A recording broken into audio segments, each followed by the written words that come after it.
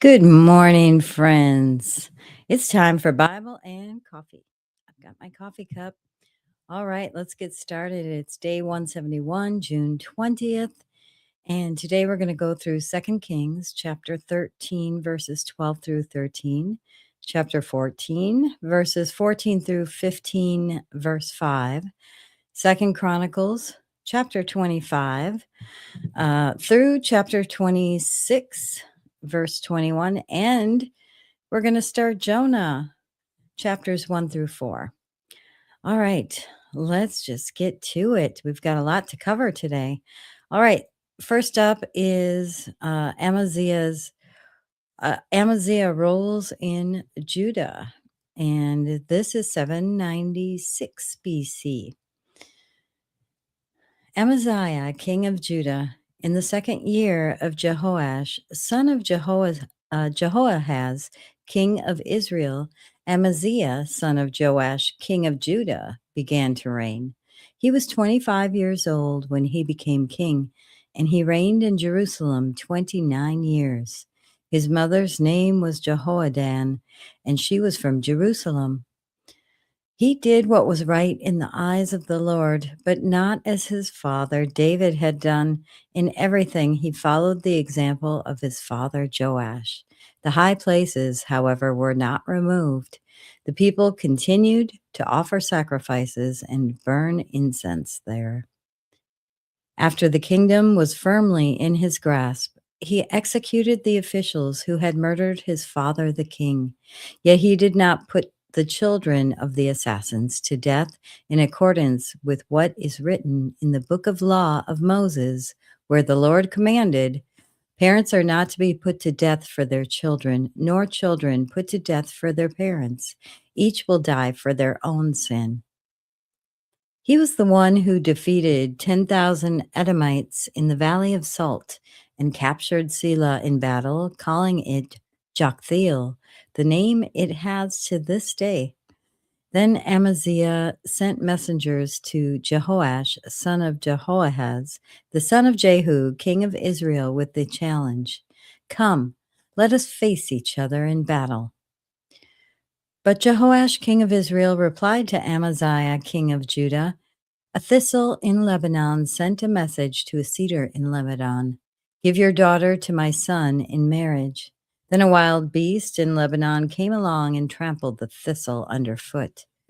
"You have indeed defeated Edom, and now you are arrogant. Glory in your victory, but stay at home. Why ask for trouble and cause your own downfall and that of Judah also?" Amaziah, however, would not listen, so Jehoash, king of Israel, attacked. He and Amaziah, king of Judah, faced each other at Beth Shemesh in Judah. Judah was routed by Israel, and every man fled to his home. Jehoash, king of Israel, captured Amaziah, king of Judah, the son of Joash, the son of Ahaziah, at Beth Shemesh. Then Jehoash went to Jerusalem and broke down the wall of Jerusalem from the Ephraim gate to the corner gate, a section about 400 cubits long, and that is about 600 feet. He took all the gold and silver and all the articles found in the temple of the Lord and in the treasuries of the royal palace. He also took hostages and returned to Samaria. All right, 2 Chronicles. Amaziah, king of Judah. Amaziah was 25 years old when he became king, and he reigned in Jerusalem 29 years. His mother's name was Jehoadan. Jehoadan. Sorry about that. Jehoadan. She was from Jerusalem. He did what was right in the eyes of the Lord, but not wholeheartedly. After the kingdom was firmly in his control, he executed the officials who had murdered his father, the king. Yet he did not put their children to death, but acted in accordance with what is written in the law in the book of Moses, where the Lord commanded, "Parents shall not be put to death for their children, nor children be put to death for their parents. Each will die for their own sin." Amaziah called the people of Judah together and assigned them, according to their families, to commanders of thousands and commanders of hundreds for all Judah and Benjamin. He then mustered those 20 years old or more and found that there were 300,000 men fit for military service, able to handle the spear and shield. He also hired 100,000 fighting men from Israel for 100 talents of silver. But a man of God came to him and said, "Your Majesty, these troops from Israel must not march with you, for the Lord is not with Israel, not with any of the people of Ephraim. Even if you go and fight courageously in battle, God will overthrow you before the enemy, for God has the power to help or to overthrow." Amaziah asked the man of God, "But what about the 100 talents I paid for these Israelite troops?" The man of God replied, "The Lord can give you much more than that." So Amaziah dismissed the troops who had come to him from Ephraim and sent them home. They were furious with Judah and left for home in a great rage. Amaziah then marshaled his strength and led his army to the Valley of Salt, where he killed 10,000 men of Seir. The army of Judah also captured 10,000 men alive, took them to the top of a cliff, and threw them down so that all were dashed to pieces. Meanwhile, the troops that Amaziah had sent back and had not allowed to take part in the war raided towns belonging to Judah from Samaria to Beth Horon. They killed 3,000 people and carried off great quantities of plunder. When Amaziah returned from slaughtering the Edomites, he brought back the gods of the people of Seir. He set them up as his own gods, bowed down to them, and burned sacrifices to them. The anger of the Lord burned against Amaziah, and he sent a prophet to him who said, "Why do you consult this people's gods, which could not save their own people from your hand?" While he was still speaking, the king said to him, "Have we appointed you an advisor to the king? Stop. Why be struck down?" So the prophet stopped, but said, "I know that God has determined to destroy you because you have done this and have not listened to my counsel."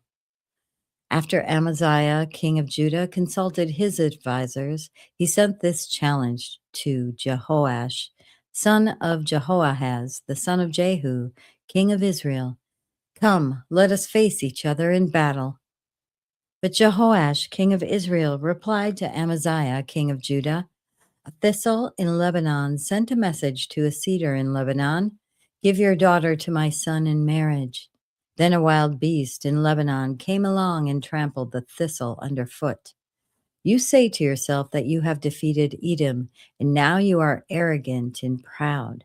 But stay at home. Why ask for trouble and cause your own downfall, and that of Judah also?" Amaziah, however, would not listen, for God so worked that he might deliver them into the hands of Jehoash, because they sought the gods of Edom. So Jehoash, king of Israel, attacked. He and Amaziah, king of Judah, faced each other at Beth Shemesh in Judah. Judah was routed by Israel, and every man fled to his home. Jehoash, king of Israel, captured Amaziah, king of Judah, the son of Joash, the son of Ahaziah, at Beth Shemesh. Then Jehoash brought him to Jerusalem and broke down the wall of Jerusalem from the Ephraim gate to the corner gate, a section about 400 cubits long.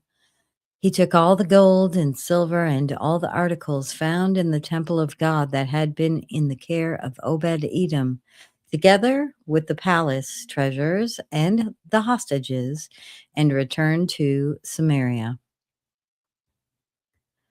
All right, next up, 782 BC is the end of Joash's reign.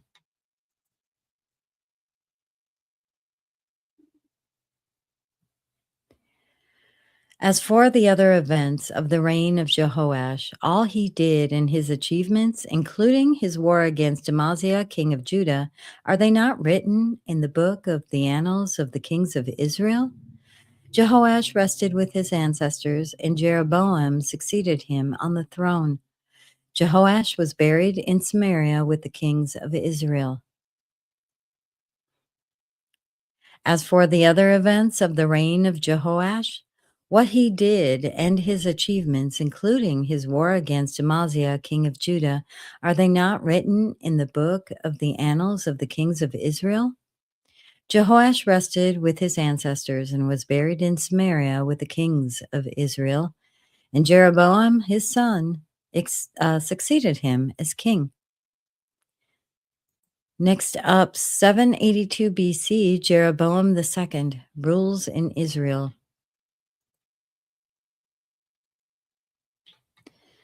In the 15th year of Amaziah, son of Joash, king of Judah, Jeroboam, son of Jehoash, king of Israel, became king in Samaria, and he reigned for 41 years.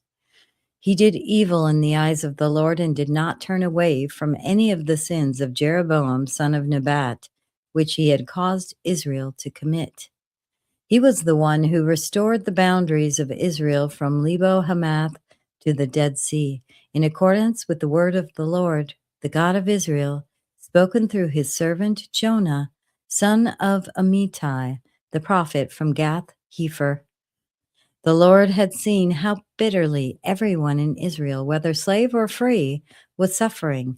There was no one to help them. And since the Lord had not said he would blot out the names of Israel from under heaven, he saved them by the hand of Jeroboam, son of Jehoash. Next up, the end of Amaziah's reign. And this is 768 BC. Amaziah, son of Joash, king of Judah, lived for 15 years after the death of Jehoash, son of Jehoahaz, king of Israel. As for the other events of Amaziah's reign from beginning to end, are they not written in the book of the king of Judah the kings of Judah and Israel?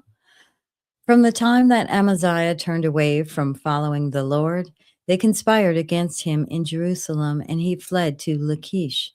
But they sent men after him to Lachish and killed him there. He was brought back by horse and was buried with his ancestors in the city of Judah. Now, 2 Kings. Amaziah, son of Joash, king of Judah, lived for 15 years after the death of Jehoash, son of Jehoahaz, king of Israel.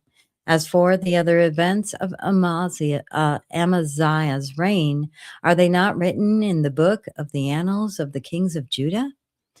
They conspired against him in Jerusalem, and he fled to Lachish. But they sent men after him to Lachish and killed him there. He was brought back by horse and was buried in Jerusalem with his ancestors in the city of David. Then all the people of Judah took Azariah, who was 16 years old, and made him king in place of his father Amaziah. He was the one who rebuilt Elath and restored it to Judah after Amaziah rested with his ancestors. I think that's it. Yeah. Okay. Next up, Uzziah reigns in Judah. I'm going to have a quick sip of coffee, which I believe is known by another name as well, which is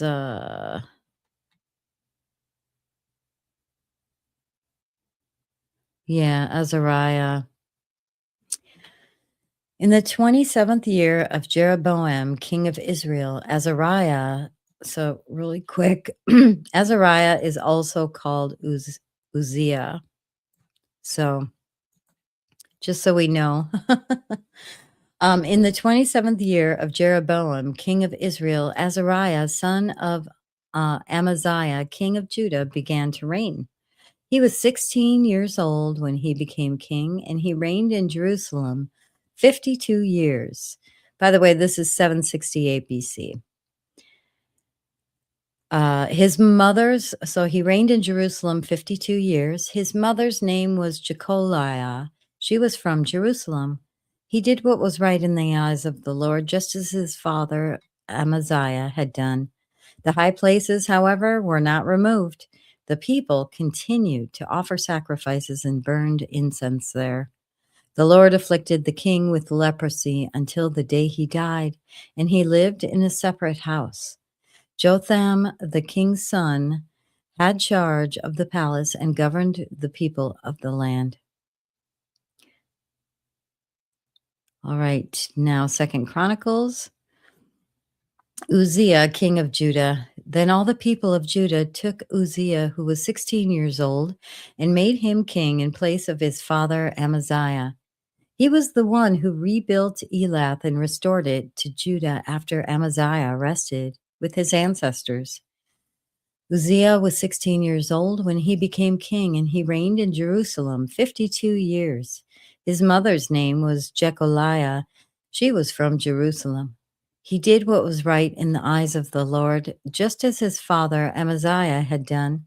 He sought God during the days of Zechariah, who instructed him in the fear of God. As long as he sought the Lord, God gave him success. He went to war against the Philistines and broke down the walls of Gath, Jabneh, and Ashdod. He then rebuilt towns near Ashdod and elsewhere among the Philistines. God helped him against the Philistines and against the Arabs who lived in Gur Baal and against Meunites. The Ammonites brought tribute to Uzziah, and his fame spread as far as the border of Egypt because he had become very powerful. Uzziah built towns in Jerusalem at the corner gate, at the valley gate, and at the angle of the wall, and he fortified them. He also built towers in the wilderness and dug many cisterns because he had much livestock in the foothills and in the plain. He had people working his fields and vineyards in the hills and in the fertile lands, for he loved the soil. Uzziah had a well-trained army ready to go out by divisions according to their numbers as mustered by Jael, the secretary, and Maaseiah, the officer, under the direction of Hananiah, one of the royal officials. The total numbers of family leaders over the fighting men was 2,600.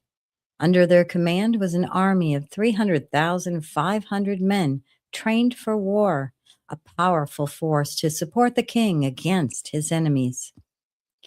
Uzziah provided shields, spears, helmets, coats of armor, bows, and sling stones for the entire army. In Jerusalem, he made devices invented for use on the towers and on the corner defenses so that soldiers could shoot down arrows and hurl large stones from the walls. His fame spread far and wide, for he was greatly helped until he became powerful. All right, next up is Uzziah's sin and punishment.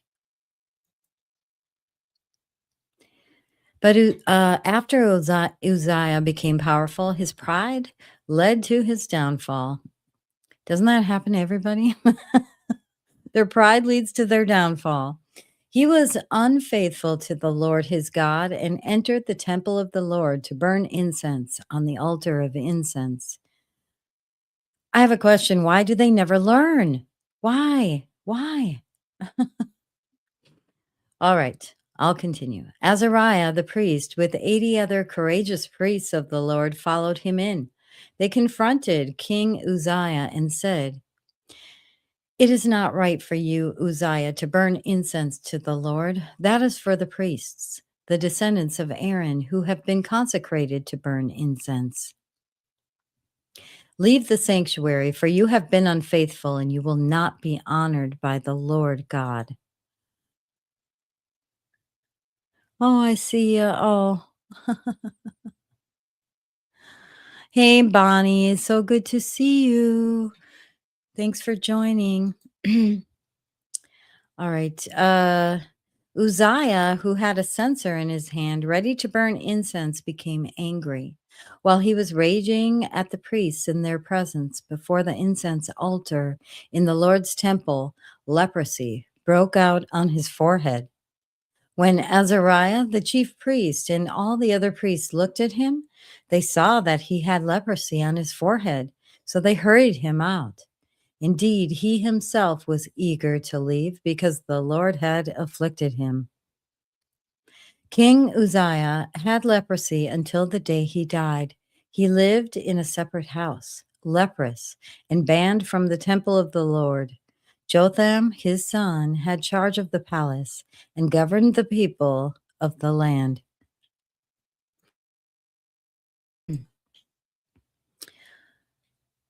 All right, next up, we're going to get into Jonah.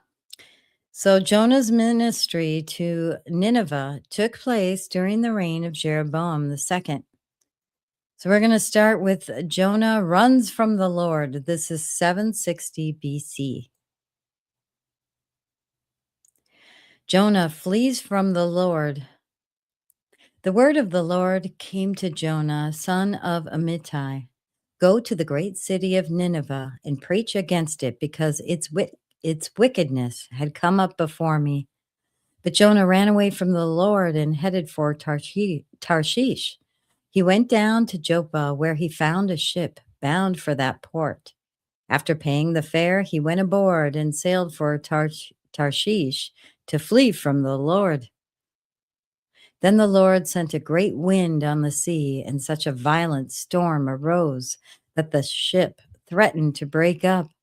All the sailors were afraid, and each cried out to his own God.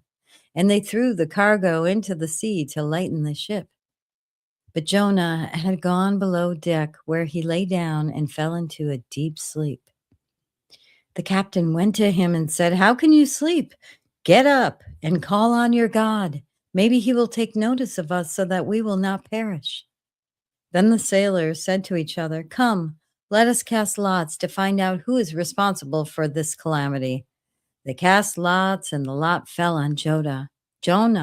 So they asked him, "Tell us, who is responsible for making all this trouble for us? What kind of work do you do? Where do you come from? What is your country? From what people are you?" He answered, "I am Hebrew, and I worship the Lord, the God of heaven, who made the sea and the dry land." This terrified them, and they asked, "What have you done?" They knew he was running away from the Lord because he had already told them so. The sea was getting rougher and rougher, so they asked him, "What should we do to you to make the sea calm down for us?" "Pick me up and throw me into the sea," he replied, "and it will become calm. I know that it is my fault that this great storm has come upon you." Instead, the men did their best to row back to land, but they could not, for the sea grew even wilder than before. Then they cried out to the Lord, "Please, Lord, do not let us die for taking this man's life. Do not hold us accountable for killing an innocent man, for you, Lord, have done as you pleased." Then they took Jonah and threw him overboard, and the raging sea grew calm. At this, the men greatly feared the Lord, and they offered a sacrifice to the Lord and made vows to him. All right, next up, Jonah's prayer. Now the Lord provided a huge fish to swallow Jonah, and Jonah was in the belly of the fish 3 days and 3 nights. From inside the fish, Jonah prayed to the Lord his God. He said, "In my distress, I called to the Lord, and he answered me. From deep in the realm of the dead, I called for help, and you listened to my cry. You hurled me into the depths, into the very heart of the seas, and the currents swirled about me. All your waves and breakers swept over me. I said, I have been banished from your sight, yet I will look again toward your holy temple. The engulfing waters threatened me. The deep surrounded me. Seaweed was wrapping around my head. To the roots of the mountain I sank down. The earth beneath barred me in forever. But you, Lord, my God, brought my life up from the pit.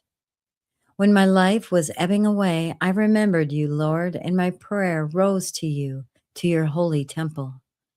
Those who cling to worthless idols turn away from God's love for them. But I, with shouts of grateful praise, will sacrifice to you. What I have vowed, I will make good. I will say, salvation comes from the Lord. And the Lord commanded the fish, and it vomited Jonah onto dry land. All right, next up, Jonah goes to Nineveh.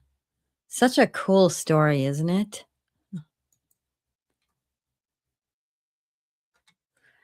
Then the word of the Lord came to Jonah a second time. Go to the great city of Nineveh and proclaim it to the message I give you.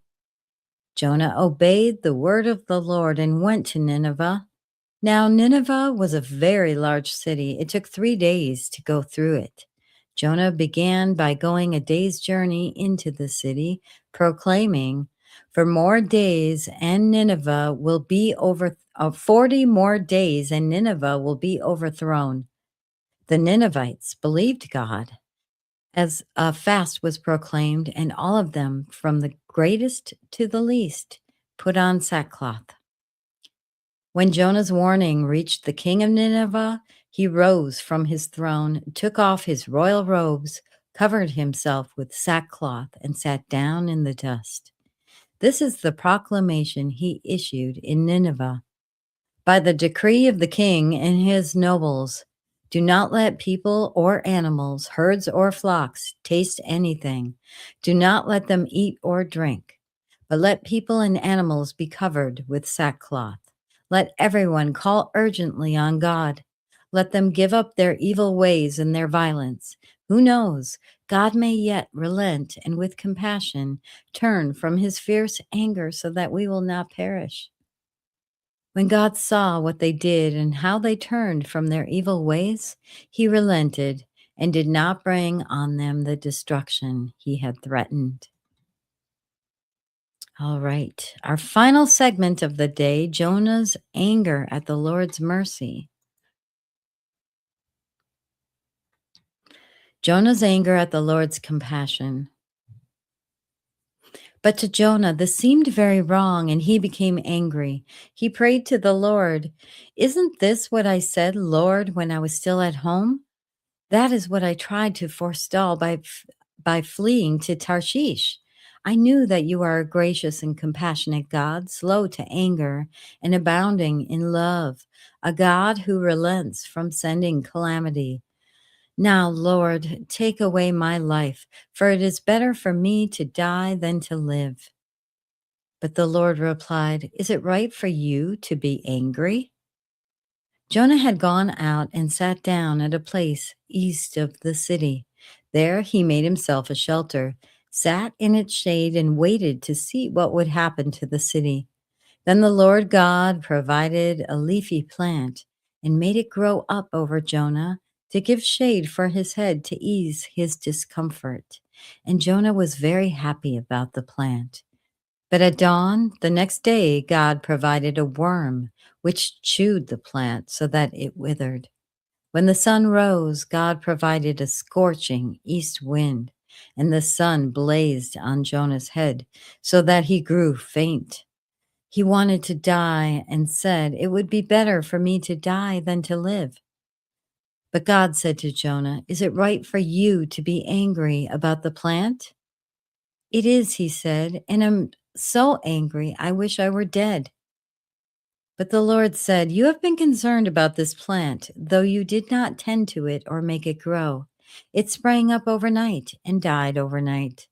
And should I not have concern for the great city of Nineveh, in which there are more than 120,000 people who cannot tell their right hand from their left, and also many animals?" All right. That is such a great story. All right, that concludes today's reading. Please be sure to like so the word gets out to more people. and subscribe to be informed when I go live each morning. Thank you so much. I hope you have a very blessed day. We'll see you tomorrow for day 172. Bye-bye.